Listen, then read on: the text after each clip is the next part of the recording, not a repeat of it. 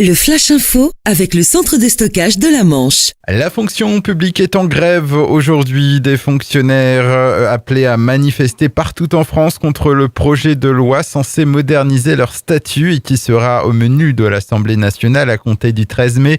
Des perturbations sont donc à prévoir, notamment dans les écoles. Dans la Manche, des manifestations sont organisées ce matin à 10h30 devant l'hôpital de Cherbourg et à Saint-Lô devant le conseil départemental. Un impressionnant accident hier à Brie. 2 voitures se sont percutées frontalement fin d'après-midi alors qu'elles circulaient sur la départementale 56. La conductrice d'un des 2 véhicules a dû être désincarcérée de sa voiture avant d'être évacuée vers le CHU de Caen. 2 autres blessés sont à déplorer et ont dû être transportés à l'hôpital Pasteur.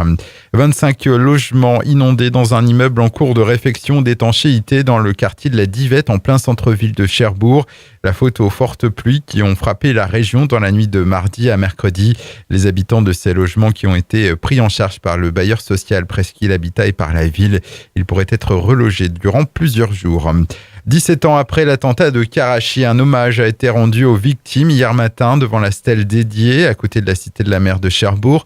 L'ancien maire de la ville et ancien ministre de l'Intérieur et Premier ministre Bernard Cazeneuve et Benoît Harivet, actuel maire, étaient présents aux côtés des proches des victimes qui attendent maintenant le procès de 6 protagonistes du volet financier de cette affaire Karachi qui se tiendra au tribunal correctionnel de Paris au mois d'octobre. On apprend la disparition du maire actuel de Sorteville en Beaumont. Thierry Tardif est décédé mardi. Il n'avait que 46 ans. Il avait été réélu en 2014 dès le premier tour. Ses obsèques auront lieu samedi en l'église de Sorteville. Et puis le conseil départemental de la Manche dévoile les premiers noms du prochain festival des traversées Tatillou. En tête d'affiche, on retiendra la présence d'Alan Stivell, un artiste aux 50 ans de carrière et jamais accueilli jusqu'à présent sur ce festival.